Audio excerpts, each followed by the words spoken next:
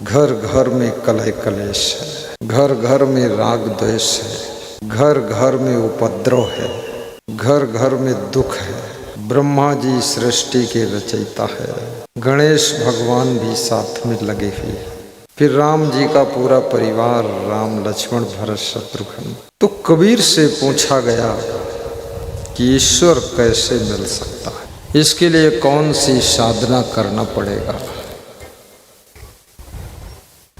कौन सी तपस्या करना पड़ेगा।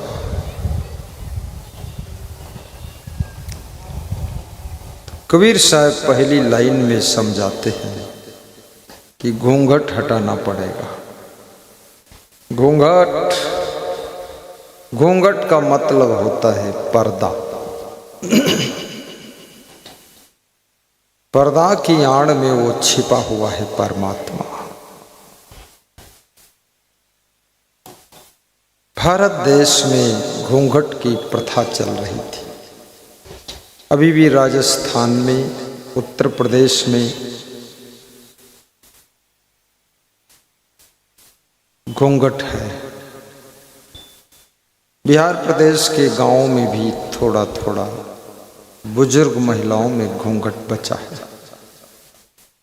लेटेस्ट मॉडल की जो स्त्रियां हैं उन्होंने घूंघट हटा दिया है और घूंघट के बजाय ऊंघट कर दिया है। सिर पे भी नहीं रखती है धोती, पीछे कर देती है।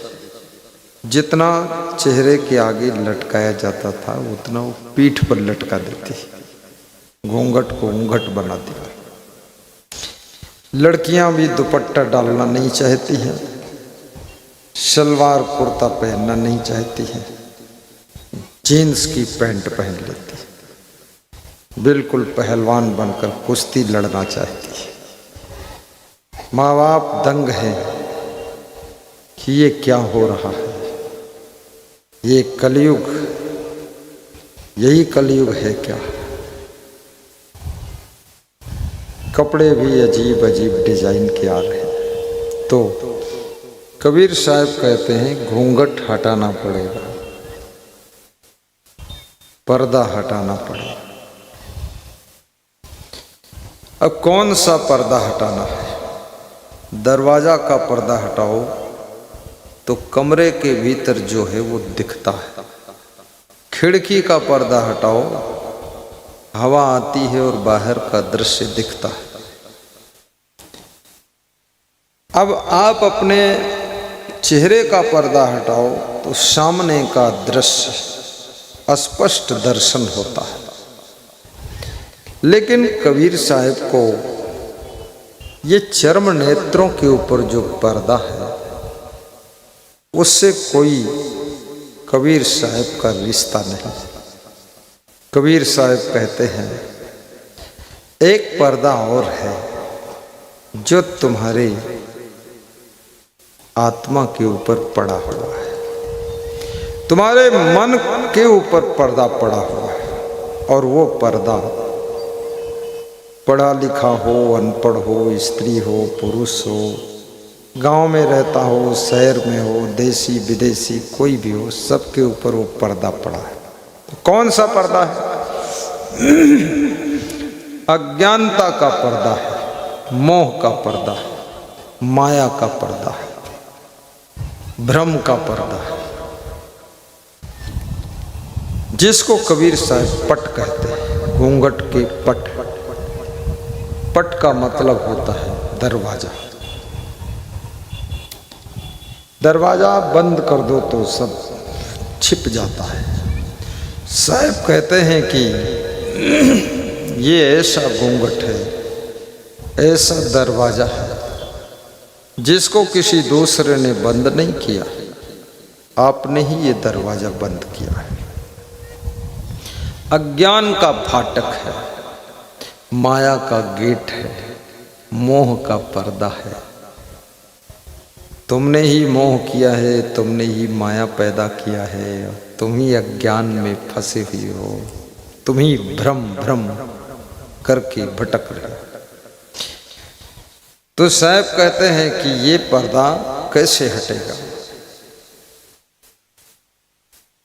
घट घट में वाह साईं रमता। घट घट में वो साईं रम रहा है। साईं माने परमात्मा। अब साईं के नाम से भी मंदिर बन गए, उसमें एक अलग भगवान हो गया साईं बाबा। साईं बाबा के मंदिर में शिरडी में महाराष्ट्र में लोग जा कर के बहुत शंख घंटा बजाते हैं, पूजा करते हैं। और लोग सोचते हैं हम राम भगवान से तो कुछ हुआ नहीं, न कृष्ण से हुआ, साईं बाबा को देख लो। कुछ लोग जा करके नीम करोली बाबा के यहाँ, जब भगवान से तुम थक जाते हो तो बाबा को ढूंढते हो, कोई बलवान बाबा मिल जाए, ऐसा बाबा मिल जाए जो मक्का मदीना काबा यही बना दे। तो नीम करोली बाबा और साईं बाबा और सत साईं बाबा और कौन कौन बाबा की तरफ तुम दौड़ पड़ते हो, लेकिन फिर भी भगवान नहीं मिले। तुम जहाँ गए वहाँ मंदिर में पत्थर की मूर्ति मिली, भगवान कोई नहीं। तुम्हारा मन फिर थक गया कि ये मामला क्या है यार। जहाँ जाओ वहाँ कोई ना कोई मूर्ति रखी है, शिवलिंग रखा है, भगवान तो दिख नहीं रहा है। अब चलो सब लोग मान रहे, हम भी मान रहे। लेकिन अब कबीर कहते हैं कि घटवासी भगवान। कृष्ण कहते हैं कि ईश्वर तुम्हारे हृदय में निवास करता है, और उपनिषद कहते हैं आपके अंगुष्ठ मात्र स्थान जो है हृदय, वहीं पर ये आत्मा रूपी परमात्मा रहता है। और चाणक्य ने भी कहा है, पुष्पे गंधस्तिले तैलम काष्ठे वहिन्य उपयोग घृतम इच्छो गुणम तथा देहे पश्चात मानम विवेकता। जैसे पुष्प के अंदर गंध होती है लेकिन आंखों से नहीं दिखती, पर नाक से सूंघो तो पता चलती कि इसमें गंध है। पुष्पे गंधस तिले तैलम, और तिल के अंदर तेल होता है, और तिल को अंगुली से छुओ तो अंगुली में तेल नहीं लगता है, अंगुली में तेल नहीं लगता, और तेल उसके भीतर है। और तेल है नहीं तो स्पेलर में पेरने से तेल निकलता कैसे है, और तेल है तो छूने से तेल अंगुली में लगता क्यों नहीं है? छूने से नहीं लगेगा, स्पेलर में पेरने से ही निकलेगा। ऐसे तुम्हारे अंदर जैसे तिल के अंदर तेल है, ऐसे तुम्हारे भीतर ज्यों तिल माही तेल है, चकमक माही आग, तेरा साईं तुझ में जाग सके तो जा। लक्ष्य दो प्रकार का होता है, शुभ लक्ष्य और अशुभ लक्ष्य।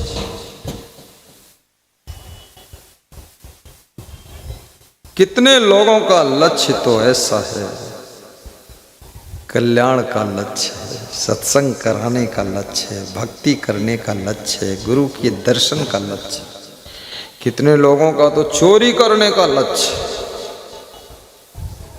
बेविचारी करने का लक्ष्य, कितने लोगों का तो ठगने का ही लक्ष्य, और कितने लोगों का लक्ष्य मारपीट करने का है, बिना कारण झगड़ा कर देंगे। झगड़ालू स्वभाव है, झगड़ालू, कलहालू, भगड़ालू।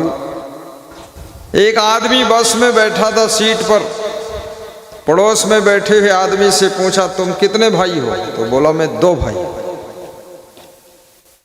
तो इस आदमी ने कहा तुम 2 भाई हो, हम 4 भाई हैं, तुमको मारेंगे। तो पड़ोसी बोला अरे भाई तुमने पूछ लिया तुम कितने भाई, तो हमने बता दिया 2 भाई, मारने क्या सवाल? अरे बोले क्या समझते हो तुम 2 भाई की हनक दिखाते हो, मैं 4 भाई हूं, तुमको मारूंगा। उसने कहा मारना है तो ऐसे ही मार लो, पर ये भाई का विवाद क्यों खड़ा कर? ऐसे लोग विवादी स्वभाव के होते हैं। कितने लोग जहां जाते वहीं विवाद हो जाता उनका, उल्टा बात कही करेंगे विवाद हो जाए। लेकिन दूसरे विनोदी स्वभाव के होते, वो जो बात कहेंगे सबको हंसी आएगी, आनंद आ जाएगा। विनोदी स्वभाव वाले बहुत सफल होते हैं, सबको खुश कर देते हैं अपनी बातों से, अपने व्यवहार से भी खुश कर देते हैं, अपने कार्यों से खुश कर देते हैं। विनोदी स्वभाव बनाइए, खुद खुश रहिए, दूसरों को खुश कर दीजिए। विनोदी स्वभाव वालों को सफलता आसानी से मिलती है, विवादी स्वभाव वालों को सफलता परेशानी से मिलती है। और एक तीसरे और हैं जो विवेकी स्वभाव के हैं, विवेकी स्वभाव वालों को सफलता तुरंत मिल जाती है, वो सब काम विवेक करके करते हैं। विवेक पूर्वक शादी भी करेंगे विवेक से। ये लड़कियां जो फटाफट शादी करती हैं किसी लड़के के साथ भाग जाती है, ये विवेक नहीं है। ये लड़के लोग किसी भी चुड़ैल को लेकर भागते हैं। पढ़ने गए दिल्ली, वहां से ले आए बिल्ली और बिल्ली ने मारा किल्ली, अब बेहोश पड़े हैं पुल्ली ये विवेक नहीं है। विवेक करो, तुम किसी लड़की को लेकर भागोगे, किसी लड़के के साथ भागोगी तो क्या होगा? पहली बात, तुम्हारे माता पिता बहुत दुखी होंगे। दूसरी बात, समाज में अपमानित होंगे। तीसरा रिजल्ट ये आएगा कि उन्होंने जो 20 साल तुम्हारे ऊपर मेहनत किया उस पर भी पानी फिर गया और तुमने उनकी इज्जत ले डाली। और भाग कर जाने पर भी तुमको कौन मिलेगा? पति ही मिलेगा, पत्नी ही मिलेगी। और सम्मान के साथ अगर विवाह करो, विवेक पूर्वक करो, तो भी पति ही मिलेगा, पत्नी ही मिलेगी, लेकिन सम्मान भी रह जाएगा। आज बैजनाथ की बेटी कह रही थी ये हमारे हस्बैंड है, क्या नाम उसका? प्रदीप।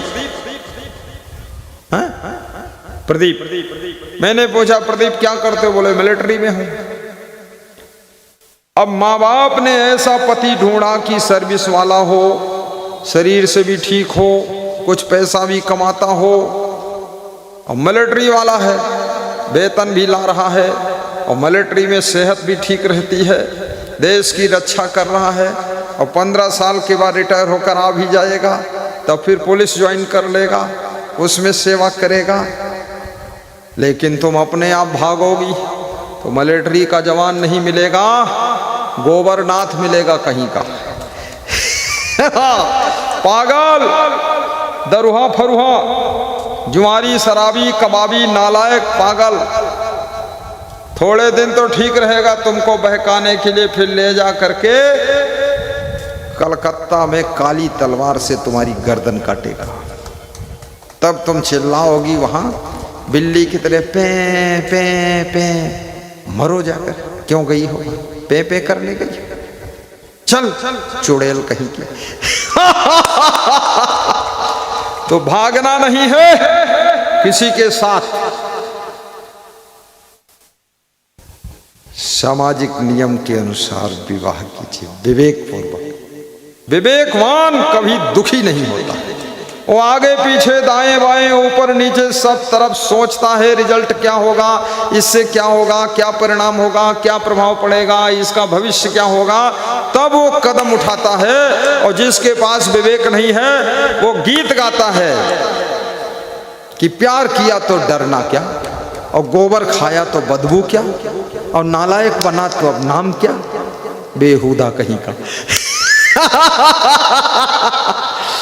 ये बात नहीं है। जिसका दुनिया में नाम नहीं, यश नहीं, कीर्ति नहीं, सम्मान नहीं, याद रखना जिंदा रहते हुए भी वो मुर्दा है, जिंदा रहते हुए भी मुर्दा है।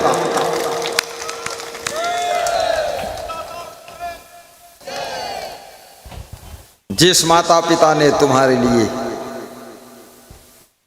अपने शरीर के रक्त से, शरीर के मांस, मज्जा, ओज, रज, हड्डी से तुम्हें गर्भ में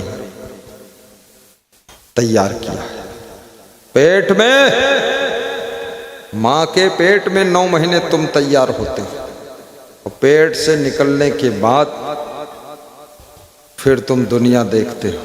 फिर पहले तो रोना शुरू करते हो, क्या क्या क्या क्या, न जाने क्या पूछ रहे हो, क्या क्या।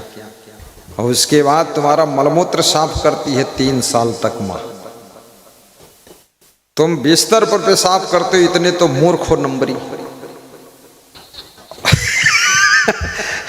लंबाई 1.5 फीट, जब देखो तब पेशाब कर रहे। इतनी भी अकल नहीं, पेशाब कहाँ करो, न टट्टी करने का अकल, न खाने का अकल। गोबर मिल गया, गोबर मुंह में रख लिया।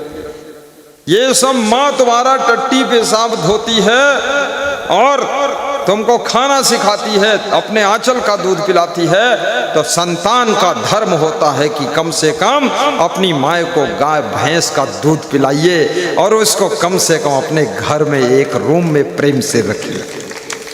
कैसे माँ के कर्ज के फर्ज से अदा कैसे होंगे आप, ऋण से उर्ण कैसे होंगे। एक गुरु भी छोटा शिष्य आता है, गुरु चरणों में रख लेता है।